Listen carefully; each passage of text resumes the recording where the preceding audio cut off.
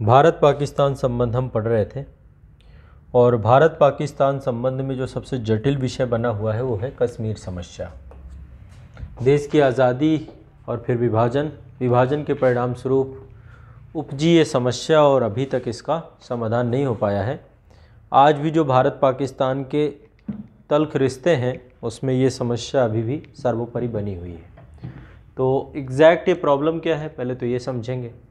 धारा 370 हट चुकी है, जम्मू कश्मीर राज्य का पुनर्गठन किया जा चुका है, जम्मू कश्मीर राज्य से जो है लद्दाख एक यूनियन टेरिटरी के तौर पे बनाया जा चुका है, जम्मू कश्मीर को भी एक केंद्र शासित प्रदेश बना दिया गया है।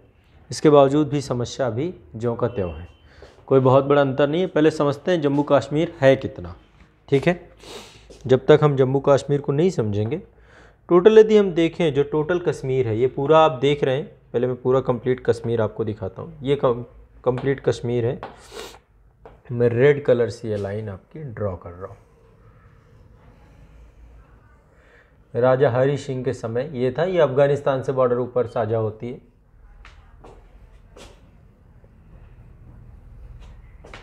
कल मैंने आपको थोड़ा सा बताया था इसको लेकर के, आज मैं एक बार बताऊंगा भी, फिर चीज़ों को आपको लिखवा भी दूंगा। कश्मीर समस्या की असल जड़ क्या है।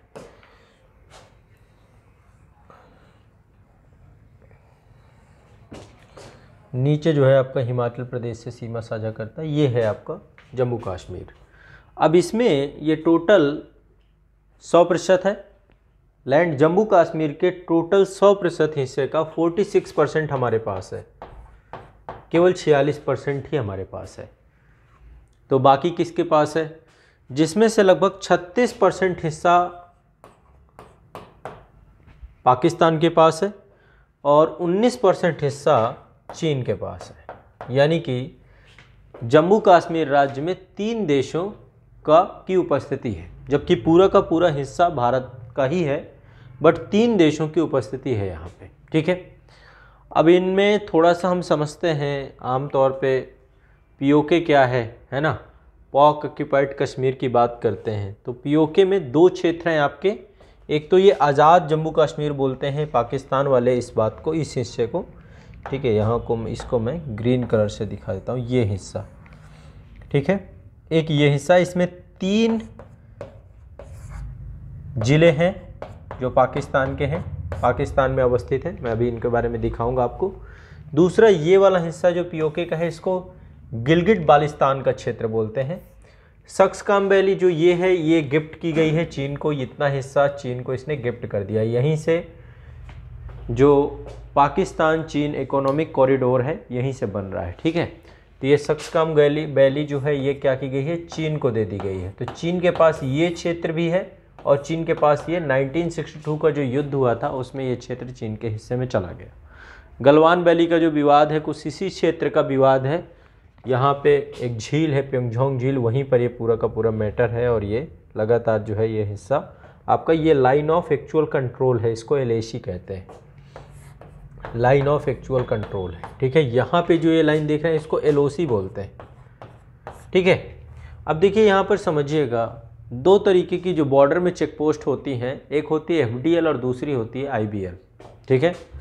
2 तरीके की चेक पोस्ट होती हैं, IBL इंटरनेशनल बाउंड्री लाइन और दूसरा है FDL फॉरवर्ड डिफेंस लाइन, ठीक है। पाकिस्तान के साथ हमारी जो भी चेक पोस्ट हैं उनको हमने FDL का दर्जा दिया हुआ है।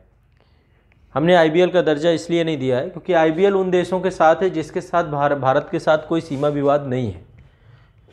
यदि भारत की IBL बनेगी तो यहाँ बनेगी, क्योंकि भारत की इंटरनेशनल बाउंड्री लाइन तो ये है, लेकिन इसमें पाकिस्तान अंदर घुसा बैठा है। तो हमने अभी चेक पोस्ट यहाँ बना रखी है अपनी, सब LOC पे चेक पोस्ट बनी हुई है। यदि हम इसको IBL का दर्जा दे देते हैं तो हम ये मान लेते हैं कि ये पाकिस्तान का अधिकृत क्षेत्र है, लेकिन हमने इसको फॉरवर्ड डिफेंस लाइन का दर्जा दिया हुआ है। यहाँ पे जितनी भी चेक पोस्ट हैं सब FDL है ना, ताकि भारत ये मान के चलता है कि भारत की जो अंतर्राष्ट्रीय बाउंड्री लाइन है उस पर पाकिस्तान ने कब्जा कर रखा और भारत जो है फॉरवर्ड डिफेंस लाइन के अंतर्गत जो है यहाँ से भारत पाकिस्तान के साथ निगरानी कर रहा है, अपनी सीमाओं की सुरक्षा कर रहा है, ठीक है। इसमें कोई दिक्कत नहीं है, ठीक है। 2 तरीके की बाउंड्री लाइन है आपकी, FDL IBL। हमारी जो चेक पोस्ट है सबको FDL का हमने दर्जा दे रखा है, तो टोटल 46% ही भारत के पास है। एक और मानचित्र में हम देखते हैं जहाँ पे थोड़ा सा और इसको हम जूम आउट करके देखेंगे। हाँ, ये क्षेत्र है आपका। यहाँ पर देखिए ये टोटल जो ज़िले हैं, इन ज़िलों में अब तो ये रूप बन चुका है मैप आपका। जब से 2019 में जम्मू कश्मीर राज्य पुनर्गठन आया तो ये लद्दाख वाला क्षेत्र पूरा अलग हो गया है ना। ये लद्दाख का क्षेत्र है, ये पूरा अलग हो चुका है आपका। ये पूरा क्षेत्र अलग कर दिया गया है, ठीक है। और ये नीचे का ये है जम्मू कश्मीर का क्षेत्र, जिसमें से ये मुजफ्फराबाद वाला क्षेत्र जो आपका है, ये हिस्सा जिसमें कुपवाड़ा और बारामूला ये दो जो है ज़िले लगते हैं जम्मू कश्मीर के। मुजफ्फराबाद ये आपका AJK का हिस्सा है। हम इसको पाक अधिकृत कश्मीर कहते हैं, POK, और पाकिस्तान के द्वारा इसको AJK कहा जाता है, आज़ाद कश्मीर के नाम से वहाँ पे, ठीक है। इसके अलावा जो ये पुंछ वाला, पुंछ का आधा हिस्सा भारत के पास है और आधा हिस्सा किसके पास है? पाकिस्तान के पास है, ठीक है। तो मुजफ्फराबाद ये पाकिस्तान में है, मुजफ्फराबाद, ठीक है, POK का हिस्सा है। पुंछ जो है, पुंछ आधा पुंछ जो है भारत में है, आधा पुंछ कहाँ पे है? पाकिस्तान में है। और ये मीरपुर, ये 3 ज़िले हैं। मीरपुर तो AJK में 3 टेरिटरी हैं, बाकी गिलगित बाल्टिस्तान का क्षेत्र ये है और सक्सकाम वैली चाइना के पास है। इसको एक और मानचित्र में शायद यहाँ पे स्पष्ट किया होगा। हाँ, ये देख सकते हैं आप, इस तरीके से टेरिटरी को समझ सकते हैं, है ना। ये देखिए गिलगित बाल्टिस्तान का ये पूरा क्षेत्र है आपका।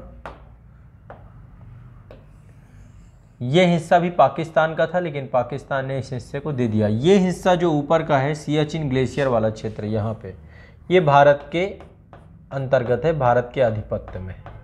इसको लेकर के भी पाकिस्तान के द्वारा यहाँ पर भी अवैध कब्जा किया गया था, लेकिन भारतीय सेना के द्वारा इसको फिर से रिस्टोर कर लिया गया, रिकवर कर लिया गया, ठीक है। तो सियाचिन विवाद भी है, इसको भी देखेंगे। अस्काई चीन का ये क्षेत्र भारत के पास नहीं है, चीन के पास है। तो 3 स्टेक होल्डर हैं यहाँ पे कश्मीर को लेकर के, ठीक है। पहले तो इनसे निपटना है, फिर इनसे निपटना है, चीन से निपटना है, ठीक है। तो कहीं ना कहीं पे बड़ा जटिल और बड़ा कॉम्प्लिकेटेड इशू है कश्मीर का। अब चूँकि संप्रभुता की बात है तो इसलिए हम इसको प्राथमिकता में अपने रखेंगे, ठीक है। और चलिए पहले कुछ चीज़ें आप लोग लिखिए, फिर समझते हैं क्या क्या चीज़ें हैं। हाँ, ये 1962 पे चला गया एडमिनिस्ट्रेशन अस्काई चीन का क्षेत्र, नहीं तो हाँ ये कबायली आक्रमण से गया और ये 1962 में ये हिस्सा चला गया। 19% हिस्सा चला गया, बहुत बड़ी बात होती है, ठीक है। चलिए अब एक एक करके समझते हैं, इसको एक एक करके लिखते हैं। देखो पहले थोड़ा सा ग्लिम्स डाल देते हैं। पाकिस्तान के सृजन की बात जो हुई वो लाहौर अधिवेशन हुआ था 1940 में। अखिल भारतीय मुस्लिम लीग थी उस समय, और मुस्लिम लीग की स्थापना जो है आगा खां के द्वारा की गई थी, ये आपको पता होगा 1906 में की गई थी, है ना। तो पाकिस्तान का निर्माण जो है 1947 में हो गया विभाजन के साथ ही, ये भी चर्चा हुई। 1948 में कश्मीर इशू को जो है संयुक्त राष्ट्र में ले जाया गया। 1950 में युद्ध विराम हो गया, ये भी कल मैंने चीज़ें आपको थोड़ा बताई हैं। 1950 के आसपास जब नैम का गठन बाद में फ्यूचर में होता है, नैम 1961 में बनता है, लेकिन नैम से पहले 1961 में नैम बना था। नैम से पहले ही पाकिस्तान जो है 2 संधियों का हिस्सा बन जाता है। 2 संधियाँ कौन कौन सी थी? एक संधि आपकी थी जिसका नाम था दक्षिण पूर्व एशियाई संधि। दक्षिण पूर्व एशियाई देशों के साथ जो है आपका पाकिस्तान हिस्सा बन जाता है। दूसरी थी आपकी केंद्रीय संधि संगठन, इसको बोलते हैं सेंटो। सीटो और सेंटो 2 संधियाँ बनाई जाती हैं और ये दोनों सामरिक संधियाँ थीं। इनका मुख्य उद्देश्य एक ही था कि किस तरीके से जो है रोका जाए कम्युनिस्ट विचारधारा के प्रसार को, ठीक है, मतलब रूस की साम्यवादी विचारधारा के प्रसार को कैसे रोका जाए। तो कोल्ड वॉर के दौरान ये संधियाँ बनी थी। वर्तमान में इनका कोई भी जो है अस्तित्व नहीं है। तो पाकिस्तान के द्वारा जो है सेंटो और सीओटो दोनों की जो है सदस्यता स्वीकार की गई थी। सेंटो जो बना था इसमें अमेरिका भी एक महत्वपूर्ण जो भागीदार था, क्योंकि वो पूंजीवादी विचारधारा का पोषक रहा है। तो पाकिस्तान पहले ही जो है गुटनिरपेक्ष आंदोलन में बाद में सम्मिलित हुआ, लेकिन पहले ही वो इसको तोड़ चुका था। वो सामरिक संधियों में जुड़ चुका था। और जबकि गुट निरपेक्ष का मूल रूप यही था कि हम किसी तरीके के सामरिक संगठनों से जुड़ाव नहीं रखेंगे। ठीक है, तो ये विषय वस्तु तो थी ही। तो 1954 में सिएटो के साथ जुड़ा, इसके बाद 1955 में सेंटो के साथ जुड़ गया। फिर विश्व बैंक की मध्यस्थता में भारत और पाकिस्तान के बीच एक नदी जल विवाद था, उसका समझौता कराया गया, जिसको सिंधु नदी जल विवाद समझौता बोलते हैं। तो 1960 में सिंधु नदी जल समझौता हुआ भारत पाकिस्तान के बीच में। इसके बाद जो है 1962 से लेकर 1964 तक कई दौर की वार्ताएं चलती रहीं, जो भारत पाकिस्तान के बीच विवाद था कश्मीर को लेकर के, लेकिन अंतोगत्वा बात बनी नहीं। और 1965 में, चूँकि 62 में युद्ध चीन कर चुका था, पाकिस्तान को लगा सही समय है 65 में युद्ध करके कश्मीर वाले हिस्से को अपने क्षेत्र के प्रभाव क्षेत्र में ले लेना। तो 65 में रन ऑफ कक्ष के क्षेत्र से पाकिस्तान ने भारत के साथ युद्ध की घोषणा कर दी और भारत और पाकिस्तान के बीच युद्ध चालू हो गया। अगले ही साल 1966 में ताशकंद समझौता हुआ। दोनों पक्षों के जो क्षेत्रीय दावे थे उनको छोड़ने के लिए, क्योंकि भारत काफ़ी प्रवेश कर गया था, पाकिस्तान पराजित हुआ था इस युद्ध में, तो दोनों क्षेत्र अपने क्षेत्रीय दावों को छोड़ते हुए विवादित क्षेत्र से अपनी सेना वापस बुला लेंगे, ऐसा विचार पूरा बनाया गया और ये हुआ भी। दोनों देशों ने अपनी अपनी सेनाओं को वापस बुला लिया। इसके बाद बांग्लादेश युद्ध हुआ 1971 में और उससे पाकिस्तान की पराजय हुई, बांग्लादेश के नए देश का निर्माण हुआ। पाकिस्तान की राजनीति और भारत के साथ जो राजनयिक संबंध थे वो नए आयामों से प्रारंभ होने चालू होते हैं। और 1972 में इसी को लेकर शिमला समझौता होता है। उस समय प्रधानमंत्री इंदिरा गांधी थी और पाकिस्तान के प्रधानमंत्री जुल्फ़िकार अली भुट्टो थे। ठीक है, उन्हीं की बेटी थी बेज़नीर भुट्टो, जिनको फिर बाद में हत्या हो गई उनकी। और तो जुल्फ़िकार अली भुट्टो और इंदिरा गांधी के बीच जो है एक समझौता किया गया और इसके तहत जो है एलओसी जो है बनाई गई। युद्ध विराम रेखा जो थी, जो 1949 पे युद्ध विराम हुआ था, उसी रेखा को लाइन ऑफ कंट्रोल के तौर पे चिन्हित कर दिया गया था। और लाइन ऑफ कंट्रोल को जो है एक तरीके से माना जाए कि एक तरीके से यही हमारी अभी सीमा रेखा है, जहाँ पे हमारी सेनाएं जो है डिप्लॉयड है, दोनों की दोनों। ठीक है, इसके बाद पाकिस्तान में अशांति का माहौल चालू हो गया। वहाँ पे जनरल जियाउल हुक थे, तो उन्होंने क्या किया कि जुल्फ़िकार अली भुट्टो को अपदस्थ किया। वहाँ पे सैन्य तख्ता पलट, जैसे कि पाकिस्तान में आमतौर पे होता रहता है, तो 1978 में पाकिस्तान में सैन्य तख्ता पलट हो गया। और इसके बाद 1989 में पाकिस्तान में जुल्फ़िकार अली भुट्टो, वहाँ के प्रधानमंत्री, को फांसी दे दी गई। ये अपने आप में एक अलग ही घटना और भ्रष्टाचार बहुत मामले आते रहते हैं। अब देखिए वहाँ के वो परवेज मुशर्रफ का नाम आपने सुना होगा, सेना जनरल भी रहे, प्रधानमंत्री रहे, बाद में वो अभी राष्ट्रपति रहे, निर्वासित जीवन जी रहे वो भी। ठीक है, उसको भी फांसी वासी सुना दी गई। ऐसे नवाज शरीफ के बारे में आपने सुना होगा। तो वहाँ पे जितने भी मतलब लीडर्स हैं तो इसी तरीके की परिस्थितियों से जूझते रहते हैं, क्योंकि करप्शन बहुत ज़्यादा है पाकिस्तान में। इसके बाद जो है 1984 में ऑपरेशन मेघदूत हुआ। ऑपरेशन मेघदूत सियाचिन ग्लेशियर में जो पाकिस्तान का कब्जा था उसको जो है रिस्टोर करने के लिए, तो सियाचिन ग्लेशियर 1984 में भारत के नियंत्रण में आ गया ऑपरेशन मेघदूत के कारण। इसके बाद 1988 में समझौता हुआ, दोनों देशों के द्वारा समझौता किया गया कि हम कभी भी एक दूसरे के परमाणु प्रतिष्ठानों में और किसी में आक्रमण नहीं करेंगे। तो ये समझौता हुआ। 1989 में कश्मीर घाटी में पाकिस्तान ने सशस्त्र विद्रोह कराना चालू कर दिया। उसको लगा कि अब कश्मीर को आंतरिक तौर पे ख़त्म कर दे। तो मैंने आपको कल बताया था कि दो तरीके से वहाँ पे विभाजन है। कुछ नेता ऐसे हैं वहाँ के जो नहीं चाहते कि वो पाकिस्तान भारत से अलग हो, ये कल मैंने आपको बताया था। दो तरीके के नेता हैं। और कुछ चाहते हैं कि पाकिस्तान में कश्मीर जाके मिल जाए, कुछ चाहते हैं कि भारत का ही हिस्सा बने रहे। तो इसके तहत जो संस्थाएं थी वो भी मैंने बताया था आपको कि जो भारत से कश्मीर को अलग नहीं करना चाहते हैं, उसमें नेशनल कॉन्फ्रेंस का नाम है और ये चुनाव लड़ती है। नेशनल कॉन्फ्रेंस है और पीपल डेमोक्रेटिक पार्टी है। ठीक है, नेशनल कॉन्फ्रेंस ये चाहती है कि 370 को प्रभावी तरीके से लागू रखा जाए। 370 ख़त्म हो गया है ना। और ये उमर अब्दुल्ला की पार्टी है और दूसरी पीडीपी महबूबा मुफ्ती की पार्टी है। ये हमने चर्चा की थी। और एक ग्रुप है जो कहता है कि कश्मीर को भारत से अलग कर लिया जाए और पाकिस्तान में विलय कर दिया जाए। इसमें भी दोनों चीज़ें हैं। कुछ चाहते हैं कि भारत से अलग हो जाएं हम स्वतंत्र रूप बना के रखें, कुछ चाहते हैं कि हम पाकिस्तान में मिल जाएं।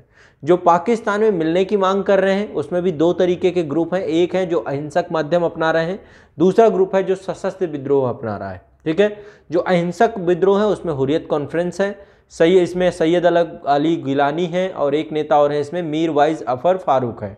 तो 2-3-4 नेता इसमें हैं जो बड़े सक्रिय रहते हैं। और जो आतंकवादी संगठन के तौर पे हैं, सशस्त्र तौर पे कश्मीर को लेकर के अशांति का वातावरण रख रहे हैं, उसमें हिजबुल मुजाहिदीन का नाम बड़ा फेमस है। जैसे मोहम्मद हो गया, लश्कर तैयबा हो गया, हरकतुल जिहाद ए इस्लाम, ऐसे करके कई संगठन सक्रिय रहते हैं और समय समय पे भारत के ऊपर वो आतंकवादी हमले करते रहते हैं। जो चाहते हैं कि कश्मीर भारत से तो अलग हो जाए लेकिन वो स्वतंत्र देश के तौर पे बने, उनमें से एक पार्टी है जिसका नाम है JKLF, है ना। JKLF के हेड आपको मैंने बताया थे यासीन मलिक है। तो कश्मीर समस्या में जो है एक जो है 1989 से कश्मीर घाटी में सशस्त्र विद्रोह का आरंभ होता है और स्टेट स्पॉन्सर्ड आतंकवाद का प्रवेश करवाया जाता है। और इसके बाद जो राज्य सरकार वहाँ पे थी, वहाँ पे चुनावों पर भी इंटरफेयर करती है पाकिस्तान, और अन्य जो वहाँ पे मुस्लिम समुदाय हैं उनकी ब्रांचेस वहाँ पे बनने लग जाती हैं जो उग्रवादी संगठन है। तो कहने का मतलब ये है कि पाकिस्तान के द्वारा कश्मीर को अशांत कर दिया जाता है 1989 पे। 1991 में दोनों देशों के बीच फिर से मित्रता बननी चालू होती है, नरसिम्हा राव की सरकार आती है और फिर सैन्य अभ्यास भी दोनों देश करते हैं एक दूसरे के साथ। सेना और जहाज़ों की तैनाती के साथ सेना की आवाजाही और अधिसूचना, मतलब एक दूसरे को गुप्तचरी सूचना वगैरह भी देना प्रारंभ कर देते हैं। यानी कि पहले से कुछ जो है माहौल सही होता है, लेकिन इसके बाद फिर कहानी बिगड़ जाती है। भारत 1998 में परमाणु परीक्षण करता है पोखरण में, और इसके बाद प्रतिक्रिया स्वरूप पाकिस्तान भी परमाणु परीक्षण करता है। और शायद आपको पता हो इसमें बहुत बड़ा रोल था हमारे देश के एक बहुत महत्वपूर्ण व्यक्ति अभी भी हैं, अजीत डोभाल साहब।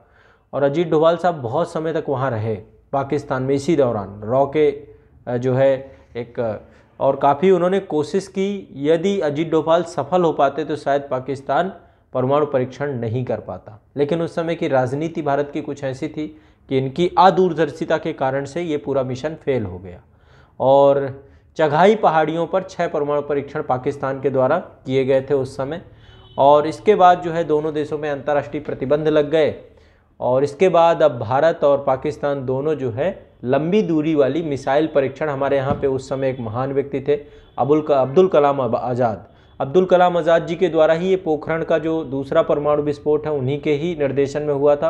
इसके अलावा अग्नि मिसाइल की जो पूरी श्रृंखला है, अग्नि 1 से लेकर अग्नि 5 तक, ये सब उन्हीं की देन है। तो लंबी दूरी की मिसाइलों का पूरा स्वरूप जो है ये सब चीज़ें बननी चालू होती हैं।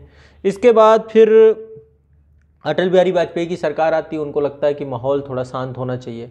1999 में भारतीय प्रधानमंत्री अटल बिहारी वाजपेयी थे उस समय, और लाहौर में वो उस समय नवाज शरीफ साहब थे, तो उनसे मिलने गए और यहीं पर दोनों ने लाहौर घोषणा पत्र भी साइन किया।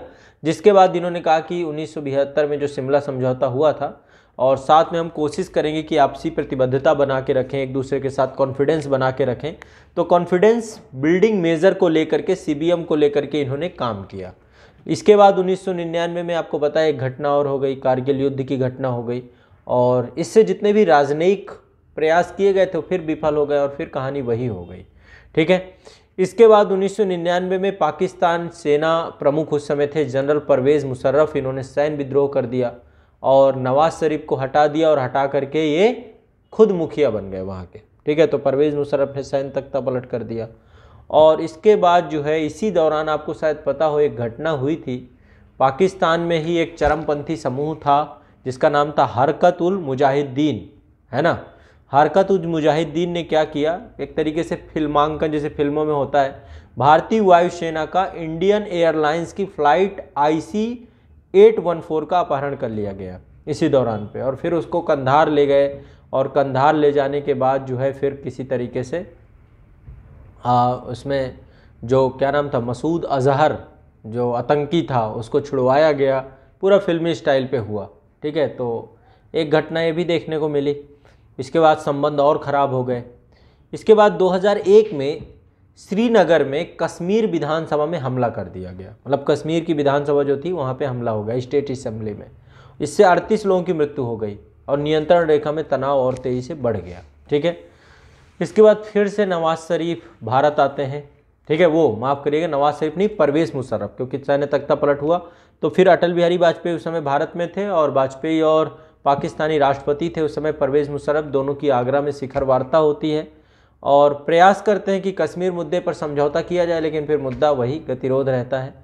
2002 में परवेज़ मुशर्रफ ने कहा कि जो है पाकिस्तान चरमपंथ का मुकाबला करेगा। पहली बार उन्होंने एक्सेप्ट किया कि हम आतंकवाद, स्टेट स्पॉन्सर्ड आतंकवाद है, तो आतंकवाद को लेकर के कहा कि अब हम इससे लड़ेंगे। लेकिन उन्होंने कहा कि कश्मीर पर पाकिस्तान अपने अधिकार को दोहराएगा, मतलब कश्मीर हमारा ही है, हम इस पे पीछे नहीं हटेंगे, बट हम आतंकवाद से लड़ने की कोशिश करेंगे। कारण क्या था?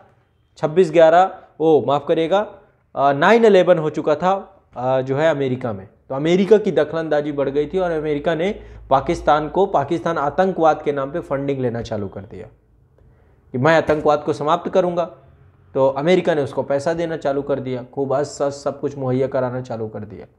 तो इसी में प्रतिबद्धता निकल के आई थी, जो कि भारत के लिए कुछ खास उनकी तरफ था नहीं, और इसके पहले ही भारतीय संसद पे हमला हो जाता है, स्थिति और व्यापक गंभीर हो जाती है। इसके बाद जो है 2003 में सितंबर में यूनाइटेड नेशन की महासभा की बैठक होती है। जनरल परवेज़ मुशर्रफ के द्वारा LOC पर युद्ध विराम की मांग की जाती है कि सीज़ फायर कर दिया जाए और तनाव शांत किया जाए, युद्ध समाप्त किया जाए और हम किसी समझौते पर पहुँचें, इस तरीके का एक उनका कथन आता है, स्टेटमेंट आता है।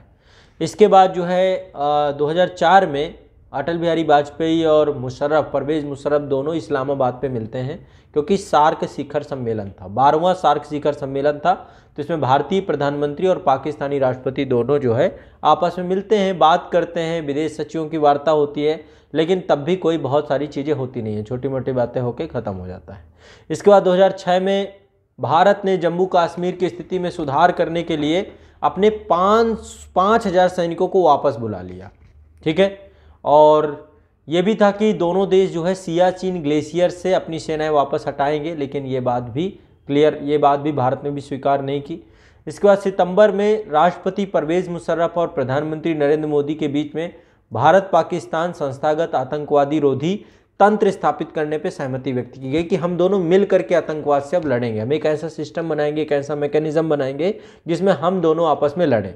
इसके बाद 2007 में 18 फरवरी में एक एक्सप्रेस चलाई गई, समझौता एक्सप्रेस का नाम आपने सुना होगा, 2007 में चलाई गई थी। भारत पाकिस्तान के बीच सद्भावना को बढ़ाने के लिए, पीपल टू पीपल कॉन्टैक्ट को बढ़ाने के लिए एक एक्सप्रेस चलाई गई, सद्भावना एक्सप्रेस के तौर पे समझौता एक्सप्रेस इसका नाम दिया गया।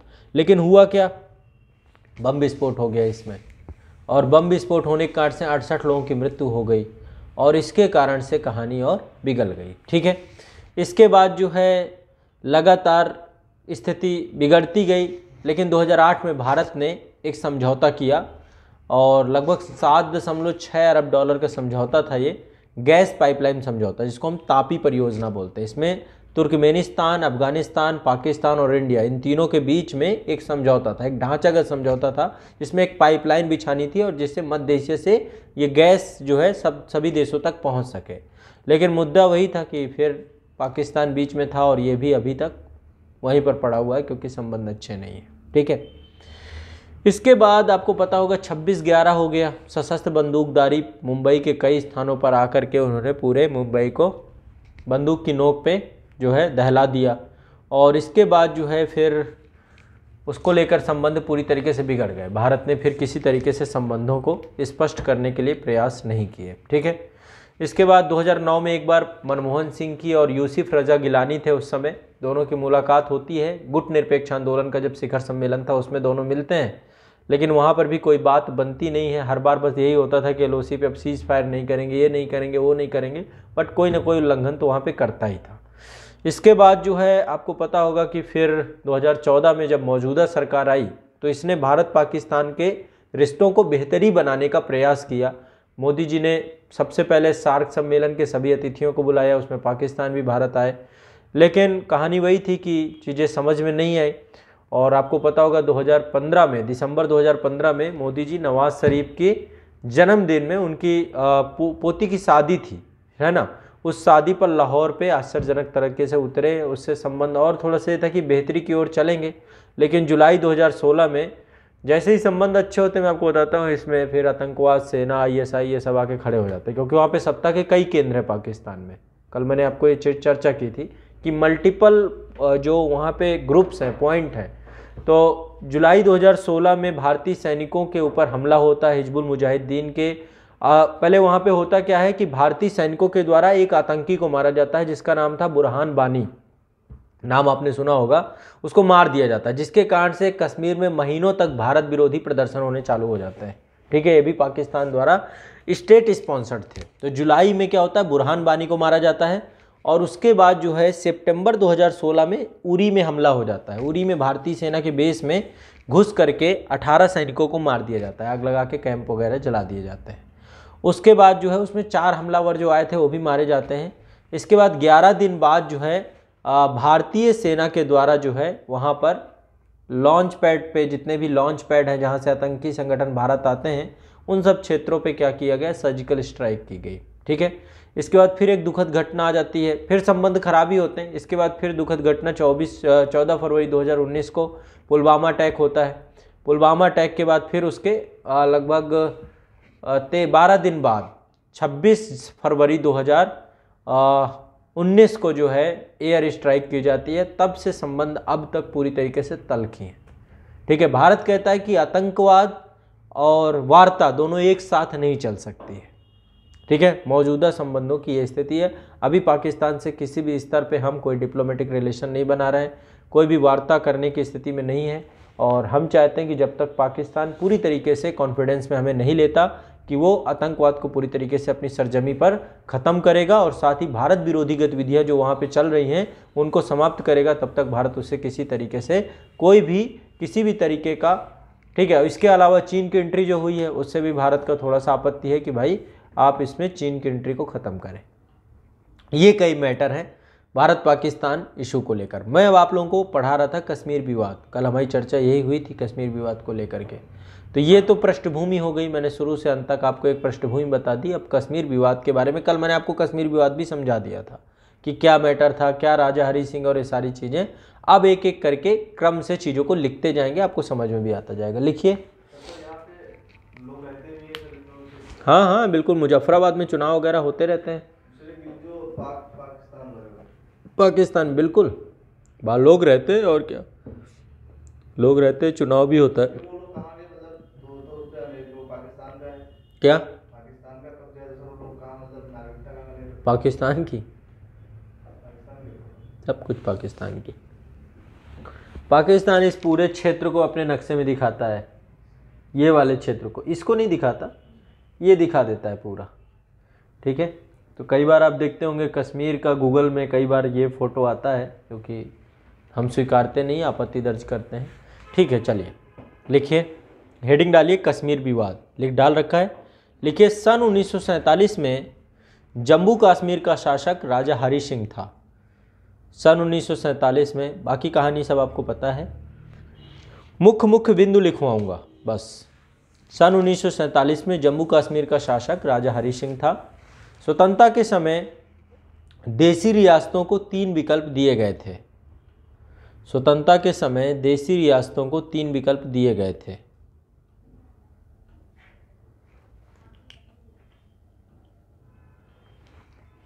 हरि सिंह जम्मू कश्मीर को स्वतंत्र रखना चाहता था।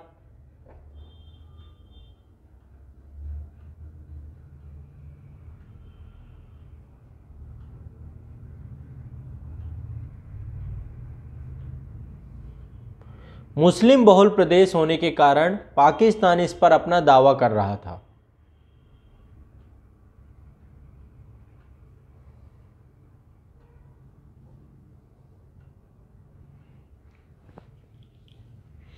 अब देखिए हुआ क्या, जब देश आज़ाद हुआ, आज़ाद होने के बाद एक प्रक्रिया थी, एक लंबी प्रक्रिया थी जिसमें देसी रियासतों को मिलना था।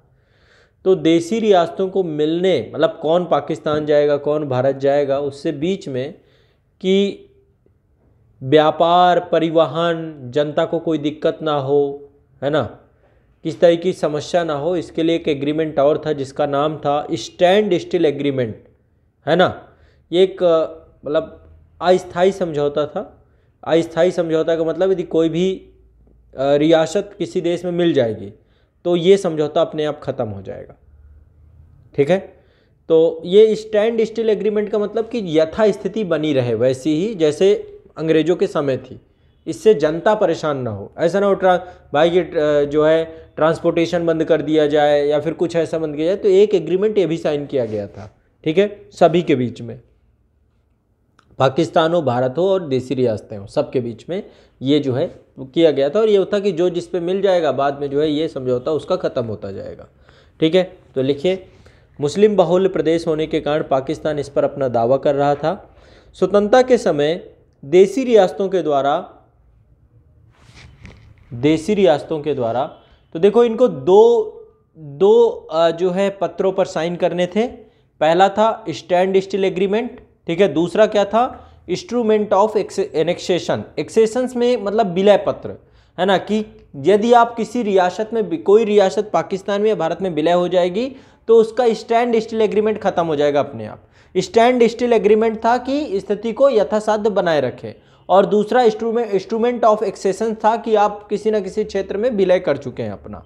ठीक है, तो कोई ना कोई किसी न किसी के साथ जो करता जाता था उसका स्टैंड स्टिल एग्रीमेंट खत्म होता जाता था। ठीक है, तो वही बात यहाँ पे लिखवा रहा हूँ। स्वतंत्रता के समय देसी रियासतों के द्वारा दो पत्रों पर हस्ताक्षर किए गए। नंबर 1 स्टैंड स्टिल एग्रीमेंट, इसको SSA बोलते हैं, स्टैंड स्टिल एग्रीमेंट। यह एक अस्थायी समझौता था जिसके माध्यम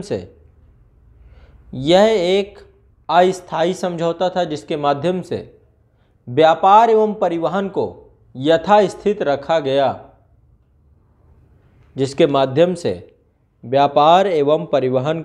यथास्थित रखा गया।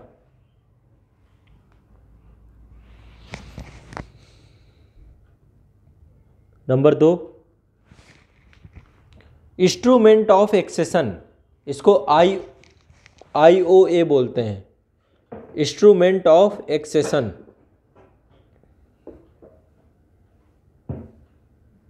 यह एक स्थायी समझौता था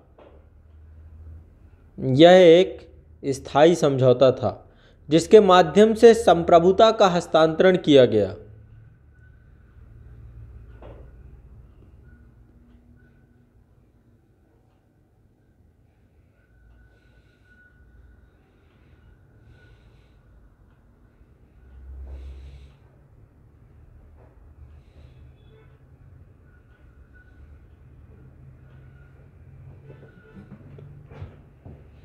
यह एक स्थायी समझौता था जिसके माध्यम से संप्रभुता का हस्तांतरण किया गया। ठीक है, तो इंस्ट्रूमेंट ऑफ एक्सेशन कैसा था, परमानेंट था, एक बार हो गया तो फिर आप पीछे नहीं हट सकते। दूसरा क्या था, स्टैंड स्टिल कैसा था, आपका स्थायी प्रकृति का था, जैसे ही कोई किसी में मिलेगा वैसे ही ये समझौता खत्म हो जाता। क्लियर है? ठीक है, नेक्स्ट लिखिए पैराग्राफ चेंज। जम्मू कश्मीर के राजा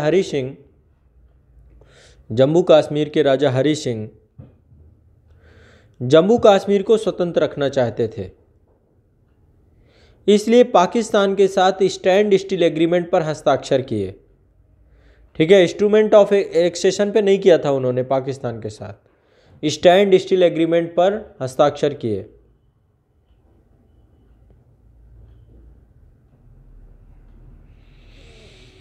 पाकिस्तान ने इस समझौते का उल्लंघन किया तथा 6 अक्टूबर 1947 को पुंछ जिले में कबीलाई घुसपैठ कर दी। यहां से देखिए ये वाला था क्षेत्र, पुंछ जिले में, यहां से जो है इस वाले क्षेत्र से कबीलाई आक्रमण कर दिया गया। पुंछ जिले में 6 अक्टूबर से शुरुआत होती है, फिर धीरे धीरे घटना बढ़ती जाती है। से जम्मू कश्मीर के पुंछ जिले में कबीलाई घुसपैठ कर दी। 22 अक्टूबर 1947 को कबीलाई बारामूला तक पहुंच गए। ठीक है, 26 अक्टूबर की डेट जो है ना, वो है भारत के साथ इंस्ट्रूमेंट ऑफ एक्सेशन पर साइन करने की। कि जब कश्मीर ने भारत का हिस्सा स्वीकार कर लिया अपने आप को। तो देखिए दोनों के साथ अलग अलग समझौते थे, उसके साथ स्टैंड स्टिल समझौता था, भारत के साथ इंस्ट्रूमेंट ऑफ एक्सेशन का समझौता था, ठीक है। और जैसे ही ये समझौता हुआ उसके बाद स्टैंड स्टिल तो ख़त्म ही हो गया, लेकिन पाकिस्तान तो पाकिस्तान है। 22 अक्टूबर 1947 को कबीलाई बारमूला तक पहुंच गए, जो कि श्रीनगर के पास था। ये है आपका बारामूला, ये आपका बारामूला पड़ता है, ये आपका बारामूला है और ये आपका श्रीनगर है। यहाँ पे थे राजा हरि सिंह, तो यहाँ से प्रवेश करते हुए ऐसे ये, ठीक है, कश्मीर की तरफ, श्रीनगर की तरफ बढ़ रहे थे, ठीक है। बारामूला तक पहुँच गए, जो कि श्रीनगर के पास था। इस परिस्थिति में हरि सिंह ने भारत से मदद मांगी।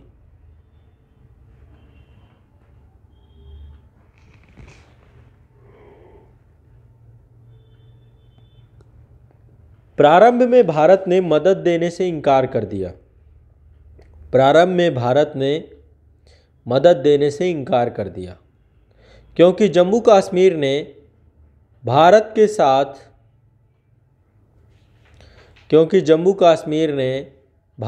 साथ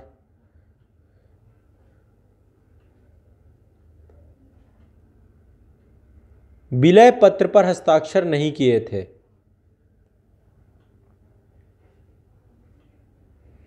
विलय पत्र पर हस्ताक्षर नहीं किए थे। 26 अक्टूबर 1947 को हरि सिंह ने 26 अक्टूबर 1947 को हरि सिंह ने विलय पत्र पर सिग्नेचर कर दिया, हस्ताक्षर कर दिया। विलय पत्र पर, इंस्ट्रूमेंट ऑफ एक्सेशन पर हस्ताक्षर कर दिया। इस प्रकार जम्मू कश्मीर का भारत में विलय हो गया।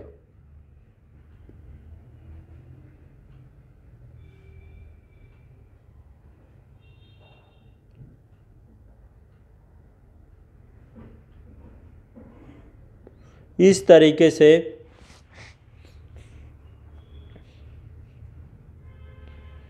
जम्मू कश्मीर का भारत में विलय हो गया। 27 अक्टूबर 1947 को भारतीय सेना जम्मू कश्मीर पहुंची।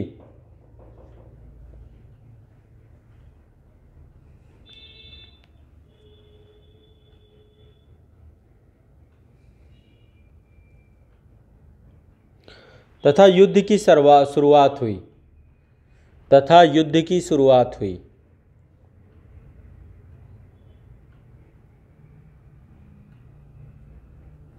1 जनवरी 1948 को भारत ने यह मुद्दा संयुक्त राष्ट्र संघ में उठाया। 1 जनवरी 1948 को भारत ने यह मुद्दा संयुक्त राष्ट्र संघ में उठाया।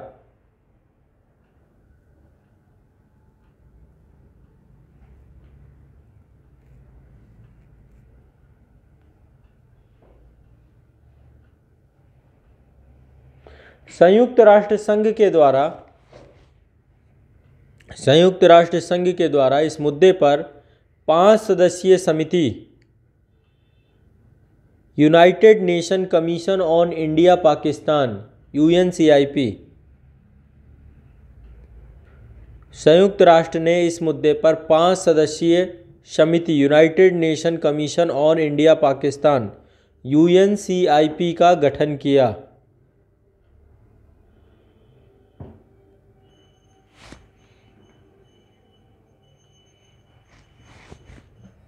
आयोग ने अपनी निम्नलिखित सिफारिशें प्रस्तुत की।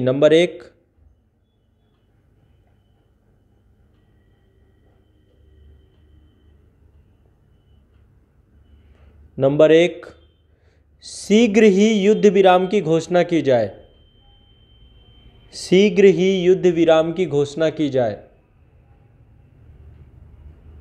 ब्रैकेट में लिखिएगा, 1 जनवरी 1949 को युद्ध विराम की घोषणा कर दी गई। इस बात को मान लिया गया। 1 जनवरी 1949 को युद्ध विराम की घोषणा कर दी गई। युद्ध विराम की स्थिति का जायजा लेने के लिए UNMDGIP United nation military observation group on India Pakistan, इसको बोलते हैं UNMDGIP United nation military observe group on India Pakistan, UNMDGIP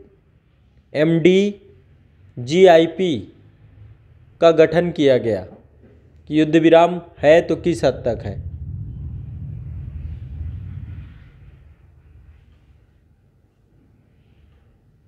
पहली रिकमेंडेशन क्या थी? शीघ्र ही युद्ध विराम की घोषणा की जाए। दूसरी रिकमेंडेशन, पाकिस्तान इस क्षेत्र से सेनाओं को हटाएगा, पाकिस्तान इस क्षेत्र से सेनाओं को हटाएगा तथा कबीलाइयों को भी पीछे हटाएगा तथा कबीलाइयों को भी पीछे हटाएगा।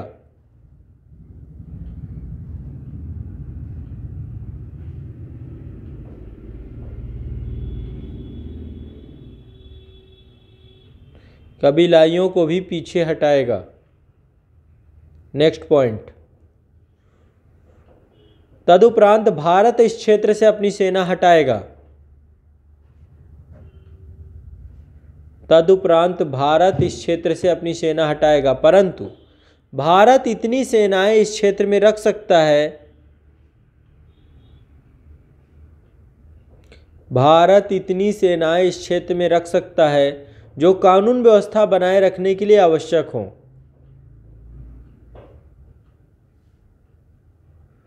जो कानून व्यवस्था बनाए रखने के लिए आवश्यक हों।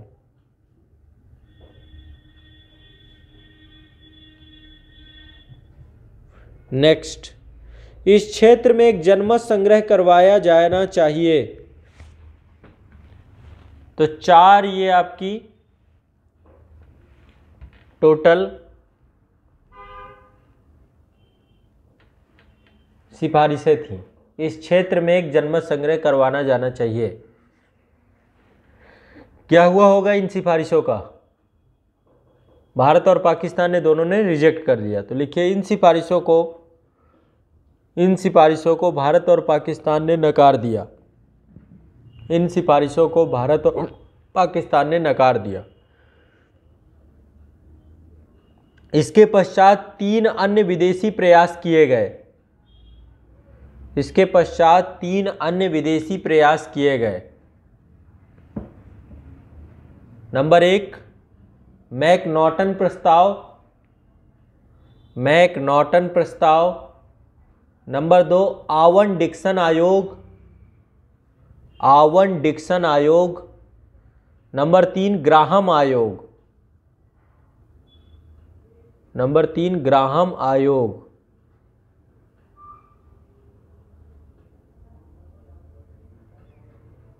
ठीक है, ये तीनों प्रयास भी असफल रहे,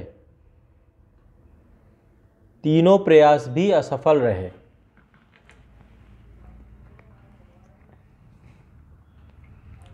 तीनों प्रयास असफल रहे। तदुपरांत भारत के द्वारा जम्मू कश्मीर को भारत का हिस्सा बनाने के लिए कुछ आंतरिक प्रयास किए गए।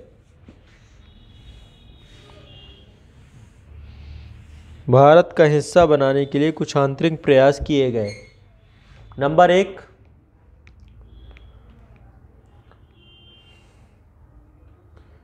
जम्मू कश्मीर का लोकतांत्रिक नेता शेख अब्दुल्ला भारत के पक्ष में थे। जम्मू कश्मीर के लोकतांत्रिक नेता शेख अब्दुल्ला भारत के पक्ष में थे। दोनों मित्र थे। जम्मू कश्मीर में शेख अब्दुल्ला और नेहरू की बड़ी मित्रता थी, पक्ष में थे। शेख अब्दुल्ला और जवाहरलाल नेहरू के बीच एक समझौता हुआ। शेख अब्दुल्ला और जवाहरलाल नेहरू के बीच एक समझौता हुआ जिसके तहत जम्मू कश्मीर को विशेष दर्जा देने पर सहमति हुई, जिसके तहत जम्मू कश्मीर को विशेष दर्जा देने पर सहमति हुई।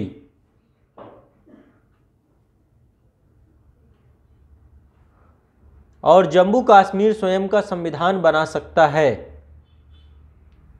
और जम्मू कश्मीर स्वयं का संविधान बना सकता है।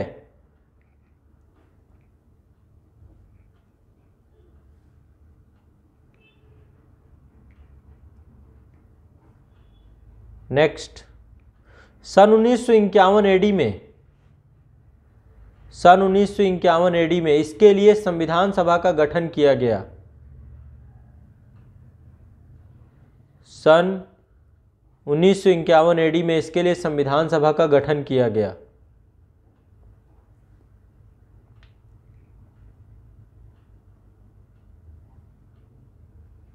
सन 1954 में संविधान सभा ने इंस्ट्रूमेंट ऑफ एक्सेशन को सहमति प्रदान कर दी या पारित कर दिया।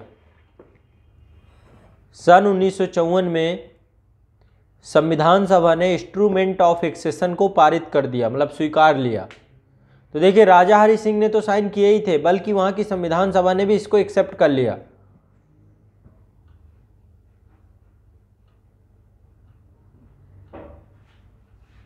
नेक्स्ट, 26 जनवरी 1957 को जम्मू कश्मीर का अलग संविधान बनकर तैयार हुआ। 26 जनवरी 1957 को जम्मू कश्मीर का अलग संविधान बनकर तैयार हुआ, जिसका पहला अनुच्छेद जम्मू कश्मीर को भारत का अभिन्न अंग बताता है।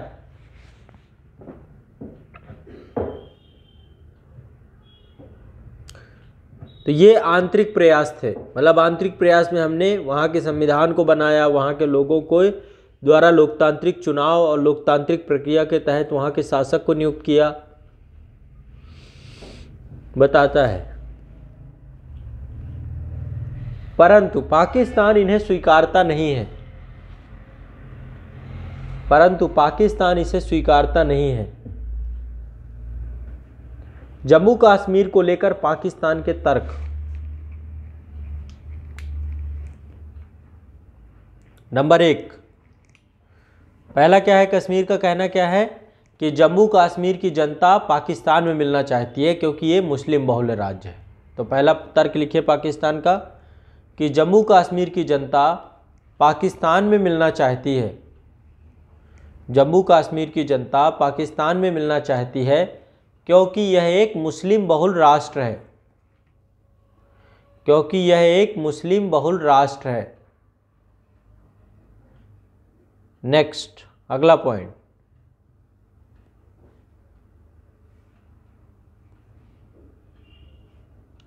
विलय पत्र वैध नहीं है, वैध नहीं है क्योंकि जम्मू कश्मीर का पाकिस्तान के साथ किया गया, क्योंकि जम्मू कश्मीर का पाकिस्तान के साथ किया गया stand still agreement, stand still agreement समाप्त नहीं किया गया है। स्टैंड स्टिल एग्रीमेंट समाप्त नहीं किया गया है।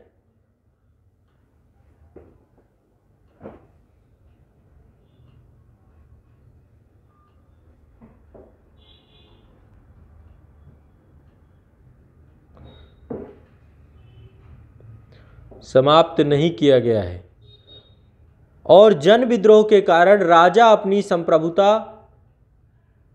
खो चुका था।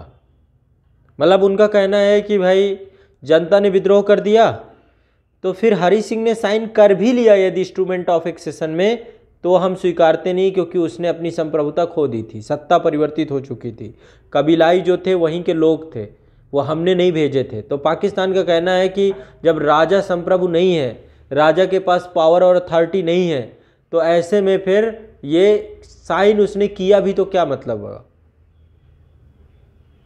ठीक है, तो पाकिस्तान का एक तर्क ये है, स्टैंड स्टिल एग्रीमेंट को समाप्त नहीं किया गया और जन विद्रोह के कारण राजा अपनी संप्रभुता को खो चुका था। नेक्स्ट, अगला पॉइंट, पाकिस्तान की मुख्य नदियों का उद्गम भी जम्मू कश्मीर में है, इसलिए जम्मू कश्मीर उसे चाहिए।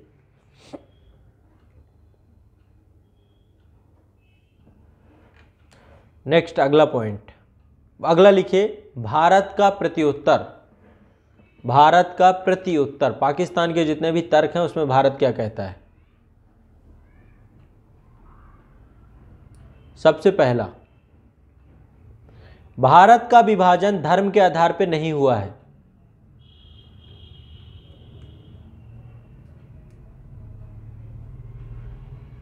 भारत का विभाजन धर्म के आधार पर नहीं हुआ, अतः जम्मू कश्मीर का मुस्लिम बहुल्य क्षेत्र होना, जम्मू कश्मीर का मुस्लिम बहुल्य होना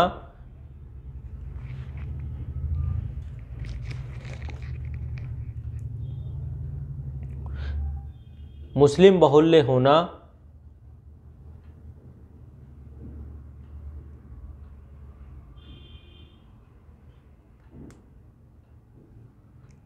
पाकिस्तान में मिलने का कोई कारण नहीं बनता।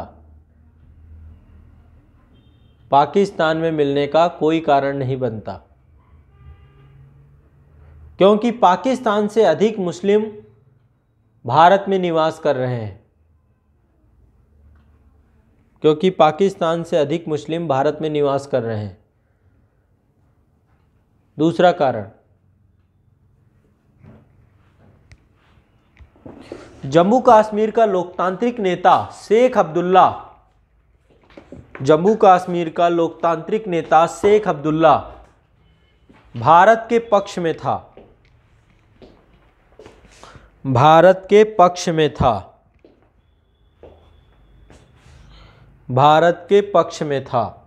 अगला पॉइंट, स्टैंड स्टिल एग्रीमेंट एक अस्थायी समझौता था। स्टैंड स्टिल एग्रीमेंट एक अस्थायी समझौता था, अतः इसे समाप्त करने की आवश्यकता ही नहीं थी, यह स्वयं ही समाप्त हो गया। स्टैंड स्टिल एग्रीमेंट एक अस्थायी समझौता था, अतः इसे समाप्त करने की आवश्यकता नहीं थी। विलय पत्र पर जम्मू कश्मीर के हस्ताक्षर करने के उपरांत स्टैंड स्टिल एग्रीमेंट एक अस्थायी समझौता था, अतः इसे समाप्त करने की आवश्यकता नहीं थी।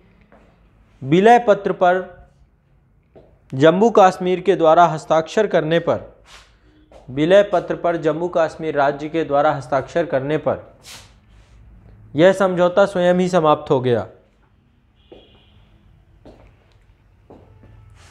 यह समझौता स्वयं ही समाप्त हो गया।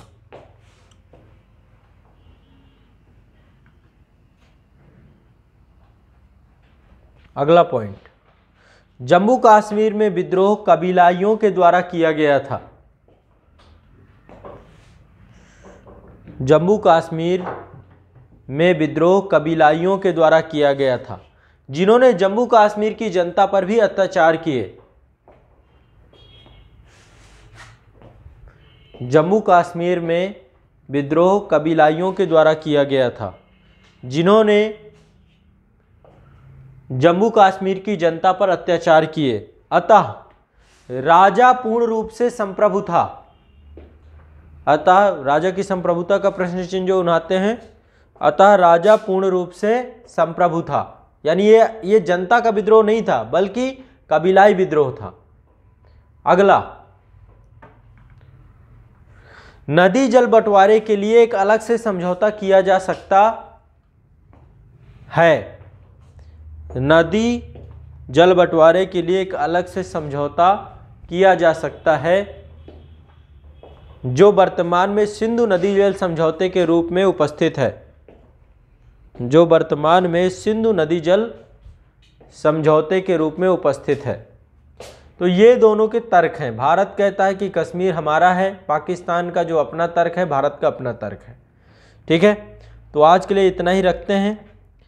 कल के टॉपिक में कश्मीर समस्या के समाधान को एक बार समझने का प्रयास करेंगे।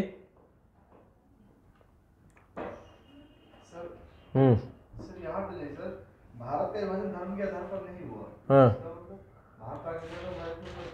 पाकिस्तान धर्म के आधार पे बना है। आपका देश है, कहाँ लिखा हुआ है, क्या लिखा हुआ है वहाँ पे? भारत का विभाजन धर्म के आधार पे कहाँ हुआ है?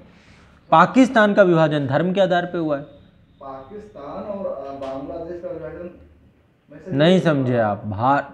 वो क्या कह रहा है, पाकिस्तान का कहना है कि जम्मू कश्मीर में मुस्लिम बहुल आबादी है तो हमारा होना चाहिए। भारत कहता है कि हिंदू मुस्लिम के यहाँ पे कोई बात ही नहीं है, धर्म के आधार पे तुम बटे हो, धर्म के आधार पे तुम्हारा निर्माण हुआ है पाकिस्तान का। भारत का निर्माण धर्म के आधार पे नहीं हुआ, यहाँ सभी धर्मों के लोग रहते हैं। तो ये पर्याप्त शर्त नहीं है कि आप कहो कि यहाँ पे मुस्लिम रहते हैं तो ये हिस्सा मेरा है। आपके जितना पाकिस्तान के मुस्लिम उससे ज़्यादा तो भारत में मुस्लिम है। तो भारत का विभाजन धर्म के आधार पर नहीं, हम एक धर्मनिरपेक्ष राज्य के तौर पर अपने आप को हमने स्थापित किया है। तो इसलिए ये पर्याप्त शर्त नहीं है कि आप कहें कि आप मुस्लिम हैं तो ये भी हिस्सा मेरा हो जाएगा, ये बात है। और सर दूसरी बात जब सर ये एग्रीमेंट होके मतलब एग्रीमेंट पे हुआ था, जो और सारे वो थे मतलब देशी रियासत उन्होंने भी किया हुआ, जब सर उसने हरी सिंह ने जब सिग्नेचर कर दिया तो फिर सर शेख अब्दुल्ला के साथ में सर ये विशेष राज्य दर्जा की क्या जरूरत थी? विशेष राज्य की दर्जा देने की ज़रूरत थी क्योंकि आधा कश्मीर तो चला गया था, ठीक है। और किसी तरीके से जम्मू कश्मीर की कल्चर, जम्मू कश्मीर की संस्कृति, क्योंकि वो हिस्सा अपने आप को स्वतंत्र देश बनाना चाहता था, तो भारत ने कहा कि जो आपकी शर्तें हों आप एक बार हमें बता। हमने आर्टिकल 371 भी बनाया, 370 भी बना, 371 भी है। तो हम आपकी संस्कृति को कभी ख़त्म नहीं होने देंगे, इसके लिए आपको जो आपकी शर्तें हो आप बताइए। तो जो उस समय तत्कालीन परिस्थितियाँ थी, क्योंकि जम्मू कश्मीर हाथ से निकल रहा था और यदि आप इसे पूरा नहीं करते इन शर्तों को तो शेख वो भी चला जाता, वहाँ की जनता नहीं आपके साथ आती, है ना। तो भारत सरकार को पहली प्रायोरिटी थी कि जनता साथ में है, तब आर्टिकल 370 संविधान में जोड़ा गया, ठीक है। नहीं वो क्षेत्र तो पूरी तरीके से निकल ही जाता है ना, ठीक है। तो आज के लिए इतना ही रखते हैं। और कुछ पूछना हो, ऑनलाइन वाले जितने हैं बच्चे, कुछ पूछना हो आप लोगों को, अभी तक चीज़ें समझ में आ रही हैं कि नहीं आ रही? IR में कोई कॉम्प्लिकेशंस? क्लियर है, स्पष्ट है सारी चीज़ें जितनी हम पढ़ रहे हैं, ठीक है। पाकिस्तान में थोड़ा सा एक सप्ताह मान लो, अगला सप्ताह भी पूरा जाएगा पाकिस्तान में, इसके बाद फिर हम जो है चाइना पढ़ेंगे। चाइना के बाद थोड़ा गति तेज़ हो जाएगी क्योंकि फिर जो भी है बांग्लादेश में भी थोड़ा टाइम लगता है, फिर इसके बाद कोई ज़्यादा समय नहीं लगेगा। दोनों चीज़ें हैं, दो डबल चुनौती है, आपको समझाना भी है, आपको पढ़ाना भी है ना। तो इसलिए थोड़ा सा IR में टाइम ज़्यादा लगता है, कई जगह पे घटनाओं को इंटरलिंक करना पड़ता है, तो इंटरलिंक भी करना पड़ेगा, ठीक है। जैसा भी होगा पढ़ना है, और कोशिश मेरी ये है कि आपको समझ में आना चाहिए, याद होनी चाहिए चीज़ें, ये ना हो कन्फ्यूज़न ना हो, मल्टीपल चीज़ें आपस में मिसमैच ना करें, बस यही मेन ऑब्जेक्ट है, ठीक है। चलो।